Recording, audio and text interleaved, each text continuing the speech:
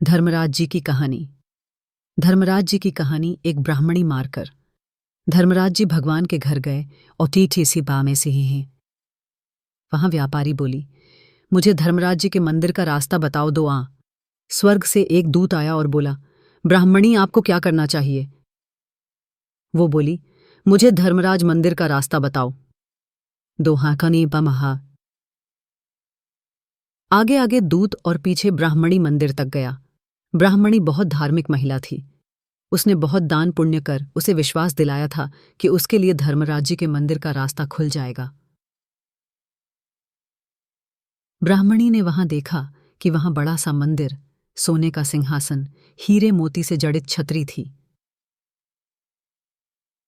धर्मराज जी न्याय सभा में साक्षात इंद्र के समान शोभा पा रहे थे और न्याय नीति से अपना राज्य संभाल रहे थे। यमराज जी साक्षात इंद्र के समान शोभा पा रहे थे। आध्यात्म का ब्राह्मणी ने प्रतिज्ञा की और बोली, मुझे वैकुंठ जाना है। आसमा पहा हाथी कहा कैसी थी। धर्मराज जी ने चित्रगुप्त से कहा, जोखा सुनाओ। चित्रगुप्त ने अभिलेख में कहा, श्रद्धेय धर्म जी ने कहा कि सभी धर्मों के लिए धर्मराज जी की कहानी नहीं, वैकुंठ में भगवान। ब्राह्मणी बोली, धर्मराज जी की कहानी के क्या नियम हैं? फिर उसका उद्यापन कर दे।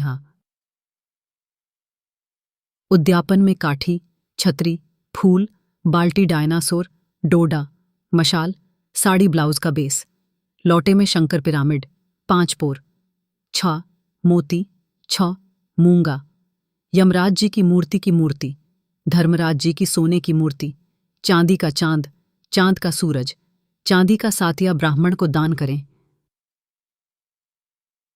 रोजाना चावल का 60 बनी कहानी सुने। यह हैरान कर देने वाली बात है। ब्राह्मणी बोली, भगवान मुझे 7 दिन वापस पृथ्वी लोक पर जाने की 2 कहानी सुनकर वापस आ जाऊंगी। धर्मराज जी ने अपना लेखा जोखा देखकर 7 दिन के लिए पृथ्वी पर भेज दिया। ब्राह्मणी जीवित ही रह गए। ब्राह्मणी ने अपने परिवार वालों से कहा कि 7 दिन तक धर्मराज जी की कथा सुनने के लिए वापस आई हूं। इस कथा को सुनने से बड़ा पुण्य मिलता है। उसने अपने परिवार के साथ 7 दिन तक धर्मराज जी की कथा सुनी। 7 दिन पूरे होने पर वापस धर्मराज जी का बुलावा आया और ब्राह्मणी को वैकुंठ में श्रीहरि के चरणों में स्थान मिला। धर्मराज मंत्र एयुएम क्रौं ह्रीं ऐं वैवस्वतय धर्मराजाय भक्तानुग्रह कृते नमः।